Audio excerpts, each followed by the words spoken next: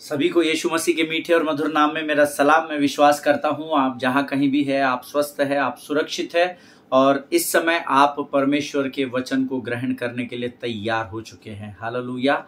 परमेश्वर का वचन जब हम अपने हृदय, अपने मन में ग्रहण कर लेते हैं तो मानो वो हमारे जीवन में डायनामो के समान काम करता है। हालेलुया। डायनामाइट का एडवांस वर्जन होता है डायनामो। डायनामाइट का अर्थ होता है एक बार ब्लास्ट होता है डायनामाइट। डायनामो का अर्थ होता है लगातार एक के बाद एक ब्लास्टिंग होता चला जाता है। हालेलुया। जब आप परमेश्वर के वचन को अपने हृदय में समा लेते हैं तो एक के बाद एक परिस्थितियां, कठिनाइयां जो आपके सामने आती है, क्योंकि प्रभु के वचन आपके अंदर है, आपके मन में व्यवस्था की पुस्तक है, तो आपके मुख से प्रभु शब्दों को निकालेगा और आप डायनामो के समान एक के बाद एक अपनी परिस्थिति पर को ब्लास्ट करके उस पर विजय को पाते चले जाओगे। हालेलुया। यीशु मसीह के पवित्र, जीवित और सामर्थ्य नाम में आप सबों का मैं इस YouTube के चैनल पर स्वागत करता हूं। आप सबों को जय मसीह की और विश्वास करता हूं कि आप सब आज आनंदित है। उसका कारण यह है कि आज का दिन यहोवा ने बनाया है। हालेलुया। कल हमने अद्भुत वचनों को सुना और कुछ प्रश्न कल लोगों ने मुझे पूछे जो मैंने कल बताया था कि कुछ वर्षों पहले भी मुझे इस वचन को लेकर किसी ने कुछ प्रश्न पूछे थे। कल भी लोगों के फोन कॉल्स आए और उन्होंने कहा हमको ये पास्टर साहब समझ में नहीं आया। प्रभु का धन्यवाद हो जब उन्होंने मुझसे ये बात कही। मैं परमेश्वर के साथ जब आराधना के लिए बैठा, प्रभु के साथ संगति में बैठा, परमेश्वर ने उन बातों को मुझ पर प्रकट किया और आज्ञा दी कि जिन्होंने तुझे प्रश्न पूछे, जरूरी नहीं है कि ये सिर्फ उनके ही प्रश्न हो, लेकिन और भी लोग हैं जिन्होंने शायद तुमको नहीं पूछा लेकिन उनके मन में भी ये प्रश्न हो सकता है। तो आज कलीसिया को मेरी आत्मा की अगुवाई में होकर इन वचनों के उत्तरों को देना। हालेलुया। और मैं परमेश्वर की आज्ञा को पूर्ण करने फिर एक बार आपके बीच में आज आया हूँ। आमीन। लेकिन इससे पहले हम आगे बढ़े, क्यों ना कुछ वचनों को हम पढ़ेंगे और जैसे रोज हम परमेश्वर की वाणी को पढ़कर उसका धन्यवाद देते हुए प्रभु के वचन की ओर बढ़ते हैं, आज भी हम कुछ वचनों को पढ़कर परमेश्वर का आदर करेंगे, उसका गुणानुवाद करेंगे। आज हमने पढ़ने के लिए जो वचन चुने हैं वो पाए जाते हैं नीति वचन 17 और उसके पहले 5 वचन। नीति वचन की पुस्तक उसका 17 अध्याय उसके 1, 2, 3, 4 और 5 वचनों को हम पढ़ेंगे। नीति वचन की किताब उसका 17 अध्याय उसके 1 से 5 वचन सब मिलकर पढ़ेंगे। सबके सामने पवित्र शास्त्र रखा है, ऐसा मैं विश्वास करता हूं। चैन के साथ सूखा टुकड़ा उस घर की अपेक्षा उत्तम है जो मेल बलि पशुओं से भरा हो परंतु उसमें झगड़े रगड़े हो। हालेलुया। बुद्धि से चलने वाला दास अपने स्वामी के उस पुत्र पर जो लज्जा का कारण होता है प्रभुता करेगा और उस पुत्र के भाइयों के बीच भागी होगा। हालेलुया। चांदी के लिए कुठाली और सोने के लिए भट्टी होती है परंतु मनों को यहोवा जांचता है। कुकर्मी अनर्थ बात को ध्यान देकर सुनता है और झूठा मनुष्य दुष्टता की बातों की ओर कान लगाता है। जो निर्धन को ठट्टों में उड़ाता है वह उसके कर्ता की निंदा करता है और जो कोई किसी की विपत्ति पर हंसता है वह निर्दोष नहीं ठहरेगा। हालेलुया। ये परमेश्वर की ओर से आज हमें पढ़ने के लिए दिए गए वचन हैं और परमेश्वर आपको इन वचनों के पढ़े जाने पर बड़ी बरकत और बड़ी आशीष दे। हालेलुया। वचन कहता है चैन के साथ सूखा टुकड़ा उस घर की अपेक्षा उत्तम है जो मेल बलि पशुओं से भरा हो परंतु उसमें झगड़े रगड़े हो। हालेलुया। ये बहुत अद्भुत वचन है। देखिए, मैंने आपको कल भी बताया था कि आप बहुत महंगा बिछौना खरीद सकते हैं पर आप नींद को नहीं खरीद सकते। संसार के किसी भी बाजार में हमें नींद प्राप्त नहीं होती है। संसार के किसी भी बाजार में हमें आनंद प्राप्त नहीं होता है। वो केवल यहोवा की ओर से आता है, क्योंकि भजन संहिता 127 और 2 में लिखा है यहोवा, जिनसे यहोवा प्रेम करता है उनको यूं ही नींद प्रदान कर देता है। हालेलुया। प्रियो, परमेश्वर आपसे प्रेम करता है, वह आपको सुकून का जीवन देना चाहता है। लेकिन क्या आप सुकून का जीवन प्राप्त करने के लिए परमेश्वर पर निर्भर है क्या? आप परमेश्वर पर ठहरे हैं क्या? ये आपको तय करना है। हमको इतनी जल्दबाजी है, हमको इतनी हर चीज को प्राप्त करने की उतावली है कि वचन में भी लिखा हुआ है कि जो भाग पहले उतावली से मिलता है अंत में उसमें आशीष नहीं होती। हम वचन जानते हैं, मानते हैं, स्मरण है, लेकिन हम फिर भी उतावली में लगे हुए हैं। लेकिन वचन कहता है चैन के साथ थोड़ा सा सूखा टुकड़ा आप खाओ। क्यों? क्योंकि आपके जीवन में चैन बना रहेगा तो सूखा टुकड़ा भी आपको स्वादिष्ट लगेगा और वो भी आपको तृप्त कर देगा। हालेलुया। लेकिन आपके पास बहुत सारा धन है, बहुत सारी जमीन जायदाद है, बहुत सारी सुख सुविधाएं, और फिर भाई बहनों में झगड़े चल रहे, प्रॉपर्टी को लेकर, पैसों को लेकर वाद विवाद हो रहे हैं, तो वो घर किसी काम का नहीं, क्योंकि वहां आनंद और सुख नहीं है, वहां चैन और शांति नहीं पाई जाती है। ऐसा वचन में लिखा है। हालेलुया। बुद्धि से चलने वाला दास अपने स्वामी के उस पुत्र पर जो लज्जा का कारण होता है प्रभुता करेगा और उस पुत्र के भाइयों के बीच भागी होगा। अर्थात मनुष्य के पास बुद्धि का होना बहुत जरूरी है, क्योंकि आपकी बुद्धि के कारण ही आपका पृथ्वी में आकलन किया जाता है। ईमान, आपको मापा जाता है, ये कितना बुद्धिमान है। ईमान, बुद्धि से चलने वाला दास अपने स्वामी, एक स्वामी है, उसका एक दास है जो बहुत बुद्धिमान है। तो अगर उस स्वामी को 10-12 बच्चे हैं, 5-6 बच्चे हैं, उसमें वचन में लिखा है जो लज्जा का कारण होता है, जिस बेटे के कारण अपने बाप को जो लज्जित करता है, उससे बेहतर उसके बाप का दास होता है। ऐसा वचन में लिखा है। हालेलुया। अब परमेश्वर जो है आपके विषय में वो आपको अपना पुत्र कहता है, लेकिन क्या आप उसकी लज्जा का कारण है? आप उसके राज्य के लिए उसकी लज्जा का कारण तो नहीं बन गए हैं? क्योंकि अगर आप लज्जा का कारण है तो यकीन जानिए परमेश्वर का वचन कहता है कि आपसे बेहतर परमेश्वर का दास है। हालेलुया। अब आप कहेंगे मैं ही दास हूं, मैं ही पुत्र हूं। ऐसा नहीं होता है। उसने हमें पुत्र होने का अधिकार दिया, इसलिए हम उसे अब्बा है पिता कहकर पुकारते हैं। तो यकीन जानिए कभी भी प्रभु के राज्य के लिए लज्जा का कारण न बने। आमीन। चांदी के लिए जैसे कुठाली होती है, हम सब जानते हैं, चांदी को कुठाली में बनाया जाता है, और सोने के लिए जैसे भट्टी होती है, क्योंकि उसमें आग में तपता है और फिर शुद्ध होता है। परंतु मन को यहोवा जांचता है। आप किसी के मुंह पर कितना भी praise the Lord brother, praise the Lord sister करें, और उसके पीछे अगर आपके मन में आपके उसके प्रति कड़वाहट है, दोष की भावना है, क्रोध है, तो यकीन जानिए परमेश्वर मन को जांचता है। ऐसा वचन में लिखा है। हालेलुया। इसलिए अपने मन को परमेश्वर की व्यवस्था से भरना सीखे। किसी की कड़वाहट को मत रखिए अंदर। किसी के प्रति बैर भाव, ईर्ष्या, भेदभाव, निंदा, डाह, इन चीज़ों को कभी भी अपने अंदर नहीं रखना। वह आपको नुकसान पहुंचाती है। हमको ये समझ में नहीं आता है, क्योंकि हमको ईर्ष्या, भेदभाव, डाह दिखता नहीं है, तो हमको लगता है नहीं ऐसा नहीं होता, ऐसा ही होता है। आमीन। इसीलिए क्षमा को अपने हृदय में रखिए। आमीन। शांति मांगे प्रभु से, स्वर्ग की शांति से भर परमेश्वर। मांगो तो तुम्हें दिया जाएगा, ये परमेश्वर का वायदा है। हालेलुया।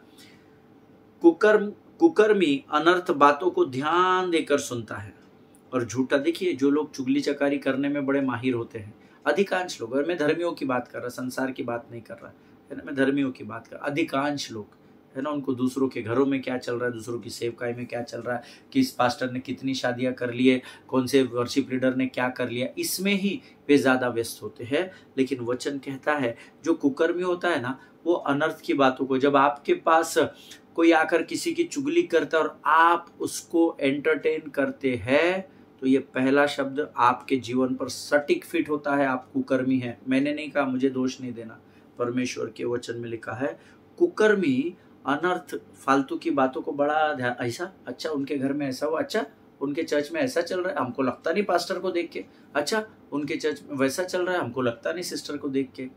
अगर आप उस भीड़ का भाग है, मुझे नहीं पता, लेकिन आपको बेहतर पता है, प्रभु को पता है, मन को जांचता है।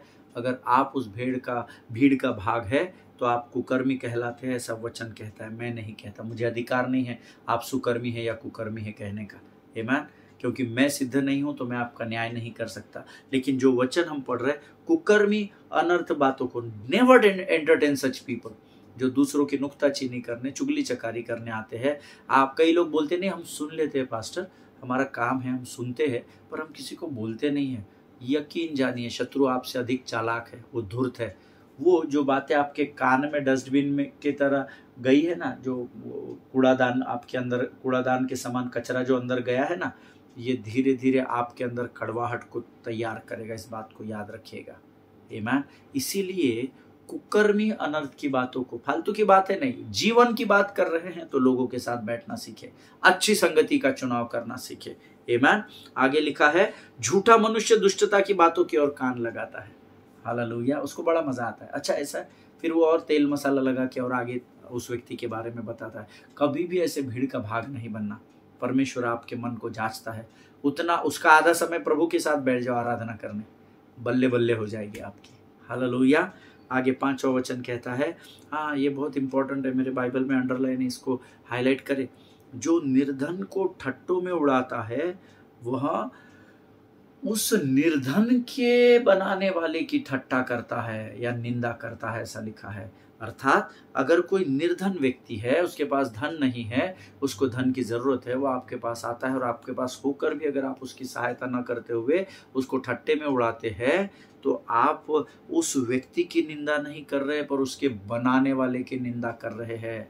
जिनके सुनने के कान हो वो सुन ले, प्रभु क्या सिखाना चाहता है। जब आप किसी कंगाल, गरीब, कर्जदार की ठट्टा उड़ाते हैं तो एक्चुअली आप उसके बनाने वाले की ठट्टा करते हैं और निंदा करते हैं। हालेलुया। कभी भी लोगों का मजाक नहीं उड़ाना, क्योंकि हर दिन एक समान नहीं होता है। हालेलुया। जिनकी समझने की बुद्धि है वो समझ जाए। और जो कोई किसी की विपत्ति पर हंसता है वह निर्दोष नहीं ठहरेगा। ये परमेश्वर का वचन है। जो किसी की विपत्ति पर, अच्छा हो गया इसके जीवन में, ऐसा बहुत होशियारी बता रहा था, अच्छा हो गया उस सिस्टर के जीवन, बहुत बड़ी बड़ी बातें कर रही थी, बहुत अपने आप को होशियार समझती थी, बहुत टैलेंटेड समझती थी, अच्छा हो गया। जो दूसरों की विपत्ति पर हंसता है वो दोषी ठहराया जाएगा, ये प्रभु का वचन कहता है। हालेलुया। परमेश्वर इन वचनों को समझने में आपकी सहायता करे, आपकी मदद करे।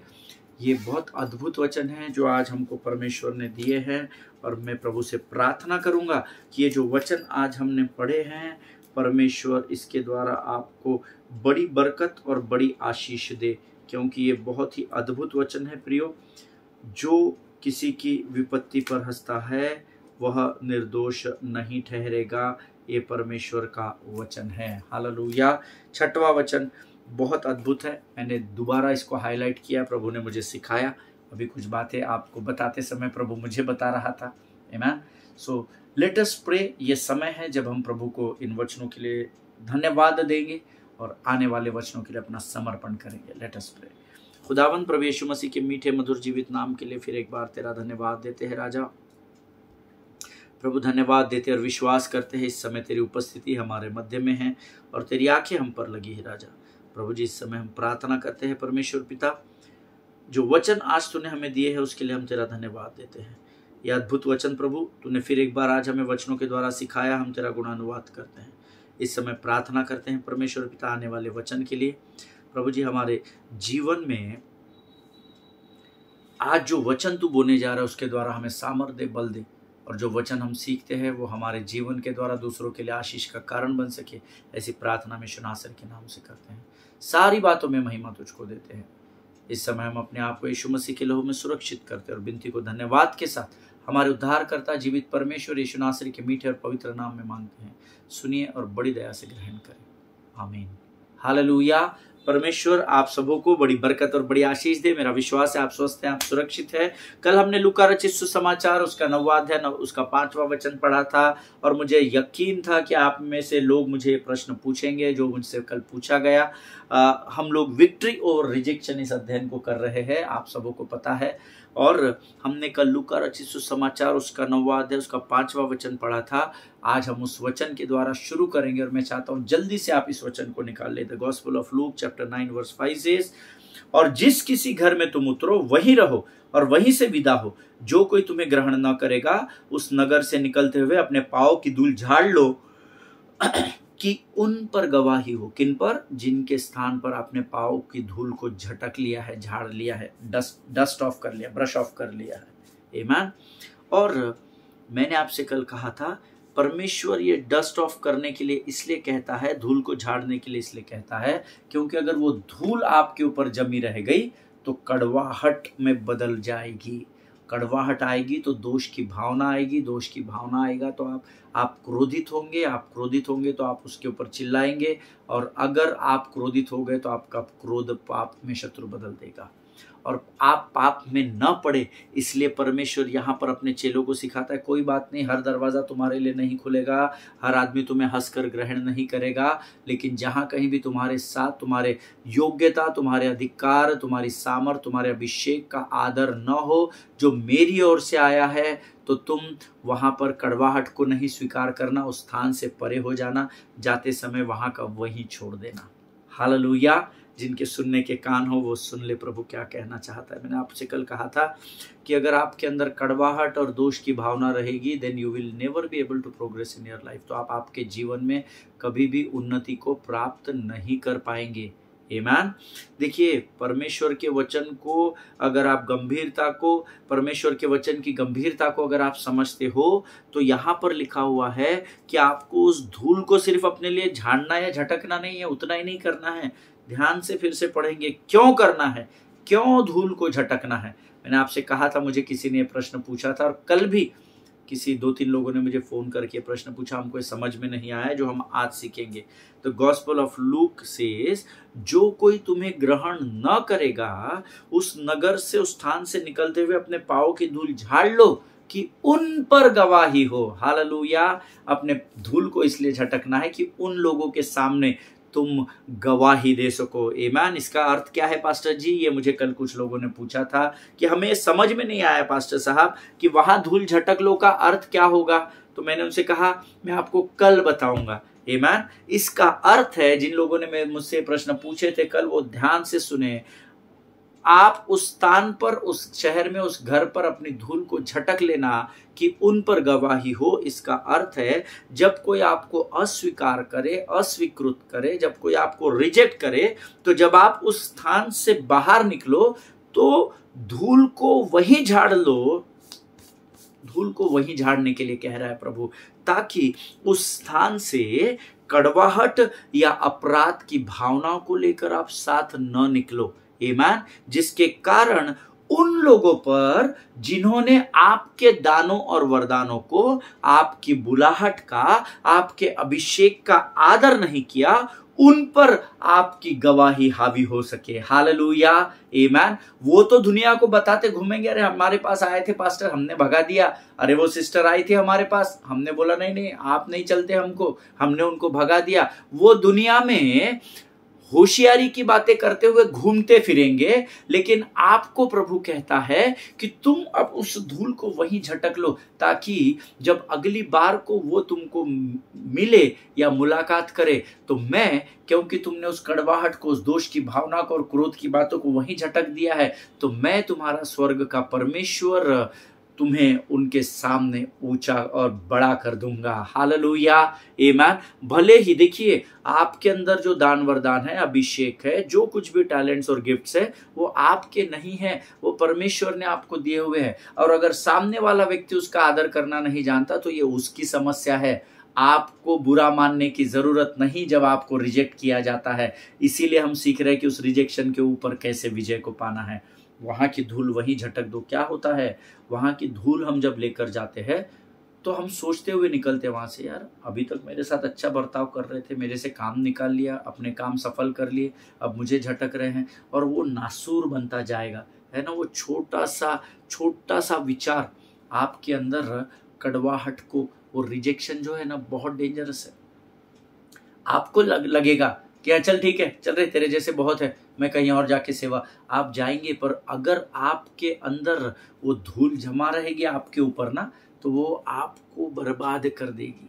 हालेलुया। इसीलिए उधर का उधर ही छोड़ देना। वो कई बार लोगों को आपने कहते हुए सुना होगा, रात गई बात गई, हालेलुया, खत्म, रोज सुबह जब सूर्य की किरण उगती है, रोज सुबह जब भोर से बहुत पहले परमेश्वर की करुणा और परमेश्वर का अनुग्रह धर्मी के जीवन में नया होता चला जाता है। हालेलुया। एक बहुत सुंदर गीत है, प्रभु के सेवक है, मेरे भाई है प्रभु में, पास्टर एल्विन थॉमस, उनका एक बहुत सुंदर गीत है, नई कृपा को दे दो खुदा, नए बल को दे दो खुदा, नई कृपा को दे दो खुदा, नए बल को दे दो खुदा, नए दिन में मुझे चला दो, नई कृपा से मुझे भर दो, नए दिन में मुझे चला दो, नई कृपा से मुझे भर दो। ईमान, रोज परमेश्वर की करुणा, परमेश्वर की कृपा, दया, अनुग्रह हमारे जीवन में दिन प्रतिदिन नया होता चला जाता है। हालेलुया। इसीलिए प्रभु चेलों को सिखा रहा है, वहां की धूल वहीं झटक लेना। ईमान, वहां से कुछ भी कड़वाहट को लेकर नहीं निकलना, नहीं तो कड़वाहट नासूर बनेगा और वो कड़वाहट के दाग आपके ऊपर बने रहेंगे और वो क्रोध के दाग बनकर आपके ऊपर पाप को लेकर आएंगे। हालेलुया। परमेश्वर ने उन्हें सामर्थ दिया, अधिकार दिया, लेकिन प्रभु भेजने से पहले इंस्ट्रक्शंस को उनको दे रहा है कि तुम्हें रिजेक्ट किया जाएगा, हर हंसने वाला तुम्हारा अनुयायी नहीं होगा, तुम्हारा चेला नहीं होगा, हर दरवाजा तुम्हारे लिए खोला नहीं जाएगा, तो तुम बुरा नहीं मानना। उस रिजेक्शन के ऊपर विजय कैसे पाना? तो सबसे पहली बात, कॉशियस रहना तुम्हारे कनेक्शंस के साथ, योग्य घर में प्रवेश करना। हालेलुया। दूसरा, ब्रश ऑफ द बिटरनेस, है ना, जिसको हम सीख रहे हैं, इसको झटक लेना, है ना। आमीन। उस धूल को वही झाड़ना, ताकि जब आप वहां से निकलो तो आप स्वर्ग की शांति और स्वर्ग के आनंद को लेकर बाहर आ सको। हालेलुया। आमीन। और ये वचन में लिखा है प्रियो, ये मैं अपने मन से नहीं कह रहा। देखिए, जब आप रिजेक्शन के द्वारा उत्पन्न होने वाली जो कड़वाहट है, क्रोध है या दोष भावना की बातें है, जब आप उन बातों को आप अपने ऊपर हावी नहीं होने देते, then actually you are testifying against the one who close the door for you. Hallelujah.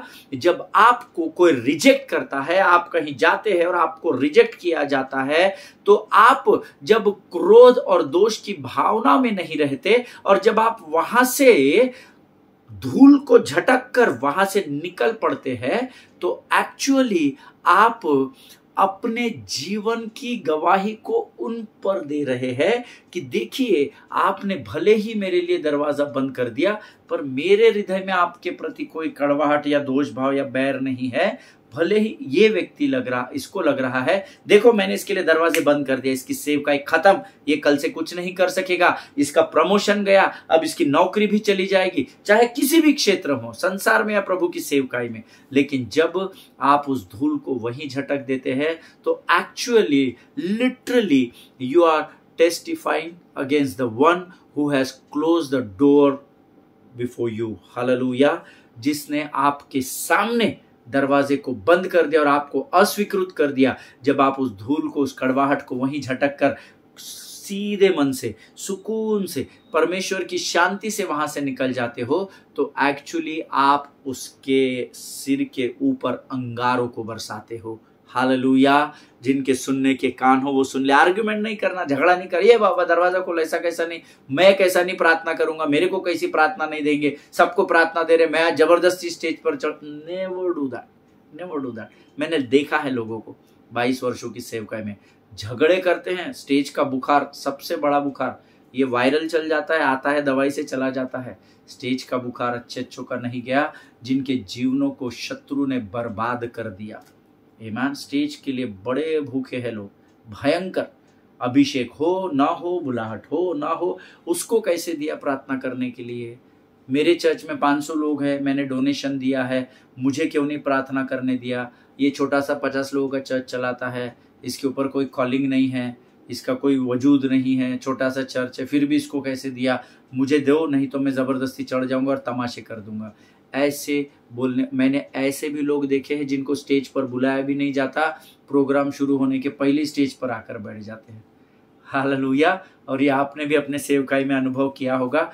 But यकीन जानिए, जब आप उस स्थान की धूल को झटक कर वहां से निकल जाते हो, तो आप शत्रु के सिर पर अंगारे को बरसाते हो। हालेलुया। आमीन। देखिए, एक्चुअली जब आपके लिए कोई दरवाजा बंद हो जाता है, कोई आपको अस्वीकृत करता है, तो आप एक्चुअली क्या कर रहे हो? जिसने आपके लिए दरवाजा बंद कर दिया उसको आप टेस्टिफाई कर रहे हो। क्यों? क्योंकि वो सोच रहे थे कि उन्होंने उस द्वार को आपके लिए बंद कर दिया है so that you may lay down and die. शायद उन्होंने आपके लिए वो स्थान इसलिए बंद कर दिया, वो प्रमोशन इसलिए नहीं दिया, आपको टर्मिनेट इसलिए कर दिया कि वो ये सोच रहे थे कि मैं इनके जीवन में ऐसा करूंगा, इस व्यक्ति के साथ, इस भाई के साथ, इस बहन के साथ जब मैं ऐसा बर्ताव करूंगा तो ये निराश हो जाएंगे, गिव अप कर देंगे और मर जाएंगे।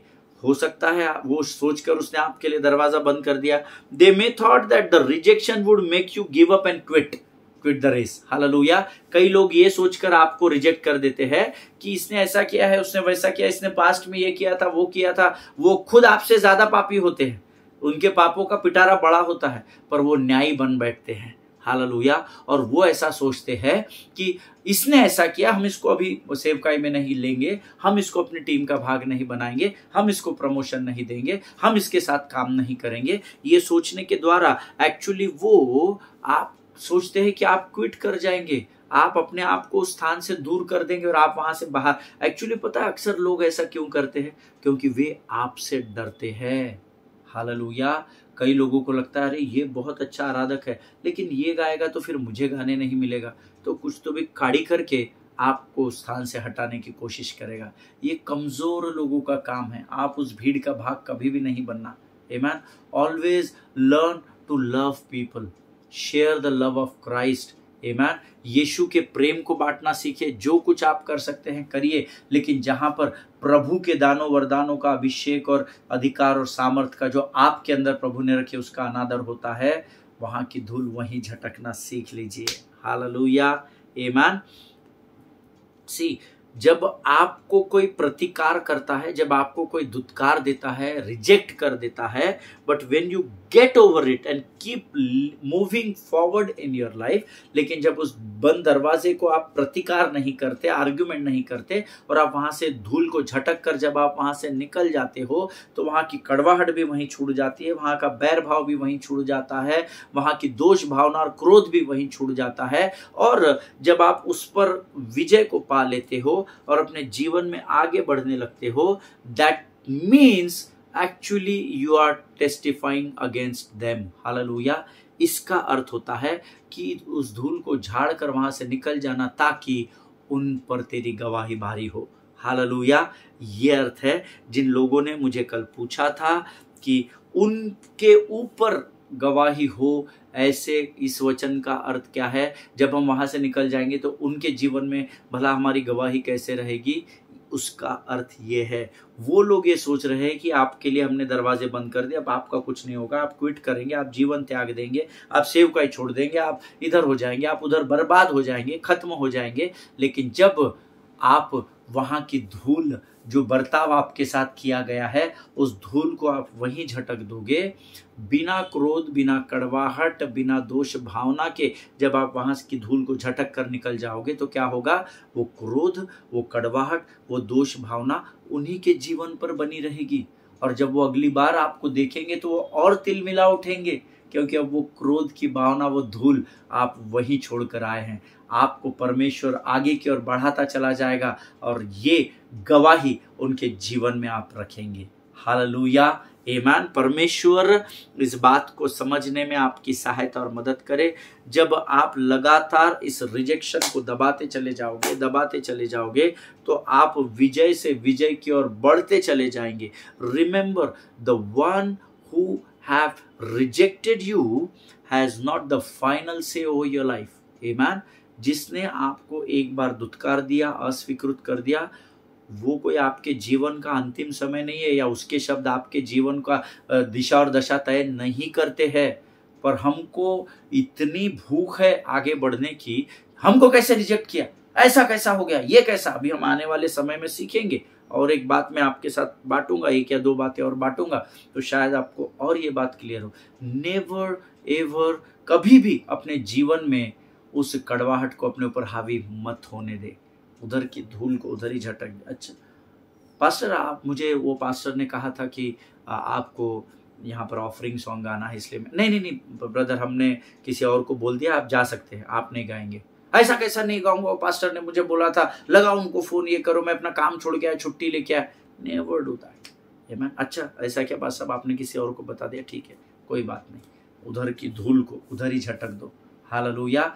कड़वाहट, क्रोध, बैरभाव और अपराध की भावना को वहां से लेकर निकलने से अच्छा है स्वर्ग की शांति और स्वर्ग के आनंद को लेकर निकलो। उनको मुबारक करो, क्योंकि जब आप अगली बार को महिमा से महिमा की ओर आपको वो बढ़ते हुए देखेंगे तो ये उनके जीवन पर आपकी गवाही का कारण होगा। हालेलुया। आमीन। जब आप रिजेक्शन को दबाते चले जाओगे तो आप विजय से विजय की। और देखिए, जब आपको कोई धुतकारता है ना, तो वो कोई आपके लिए पत्थर की लकीर नहीं है कि उसके बाद आपका जीवन समाप्त हो गया और ये हो गया और वो हो गया। ना ना ना ना, कभी भी ध्यान में रखिए, द फाइनल से will be from the kingdom of God. आपके जीवन का अंतिम निर्णय स्वर्ग से आता है। आमीन। मनुष्य आपके जीवन की दशा और दिशा को तय नहीं कर सकता है। हालेलुया। आमीन। आज हम यहाँ पर समाप्त करेंगे और मेरा विश्वास है, मैं कल आपको एक अद्भुत व्यक्ति का उदाहरण दूंगा जिससे शायद आप इस बात को और गहराई से समझ सकेंगे। आमीन। आज हम यहाँ पर समाप्त करेंगे।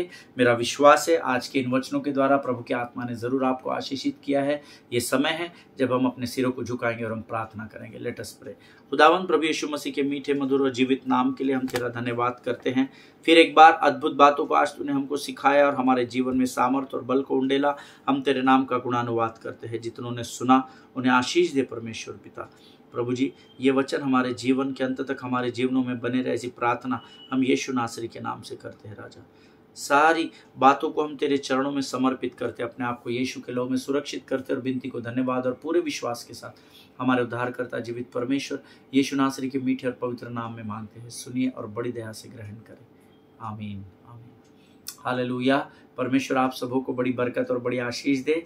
जहाँ जहाँ तक हो सकता है ना, ये वचन पहुँचाइएगा। क्या पता किसी को इस वचन की ज़रूरत हो। हालेलुया। फिर एक बार बताता हूँ, मेरे सब्सक्राइबर फॉलोअर्स बढ़ाने के लिए मुझे फॉलोअर्स में कोई इंटरेस्ट नहीं है। हालेलुया। क्योंकि मैं खुद ही यीशु मसीह को फॉलो करता हूँ, तो मेरा ध्यान उसकी ओर लगा है। मेरे पीछे कौन आ रहा है इसकी ओर मेरा ध्यान बिल्कुल भी नहीं लगा है। हालेलुया। लेकिन किसी ना किसी को इस वचन की ज़रूरत होगी। जितना अधिक आप सुसमाचार फैलाते जाएंगे उतने अधिक स्वर्ग के आशीष के भागीदार आप बनेंगे। आमीन। हम कल फिर मुलाकात करेंगे। इजराइल के लिए और भारत देश के लिए प्रार्थना करें, अपने पासवानों के लिए, उनके परिवारों के लिए प्रार्थना करें। जितनी प्रार्थना की विनती आप तक आती है उन सबों के लिए समय निकाल कर प्रार्थना करना सीखें। सभी को जय मसीह की। God bless you.